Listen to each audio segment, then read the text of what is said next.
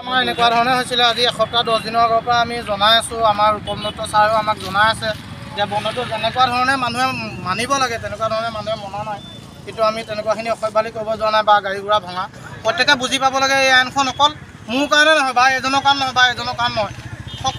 সকলোৰে বাবে এনেকুৱা এটা ডাঙৰ আইন দিছে মানে আমি একো ভাষাৰে বুজাব নোৱাৰোঁ এই আইনখন আমি কোনো পধ্যেই ল'ব নোৱাৰোঁ কোনো পধ্যেই এই আইনখন আমি মানি ল'বই নোৱাৰোঁ এই আইনখন ল'ব যদি আমি পাৰোঁ তেতিয়া আমি বেলেগ কিবা এটা কৰিব পাৰোঁ আমাৰ সিদ্ধান্ত এনেকুৱা ধৰণৰ হৈ পৰিছে কিন্তু আজি আমি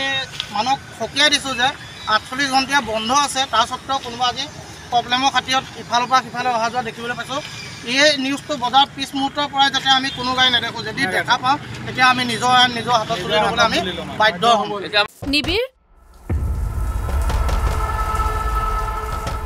নিবিৰ কিনো অনবৰত লাগি থাকা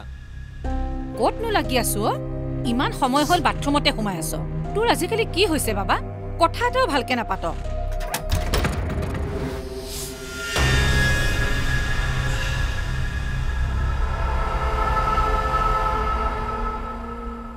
নিচাসক্ত ব্যক্তিক নিচামুক্ত কৰাৰ বাবে যোগাযোগ কৰক ৰাষ্ট্ৰীয় টোল ফ্ৰী নম্বৰ 1800 1100 31 জিলা প্ৰশাসন আৰু জিলা সমাজ কল্যাণ বিভাগ কামৰূপ মহানগৰ অসম চৰকাৰৰ দ্বাৰা জনহিতাৰ্থে প্ৰচাৰিত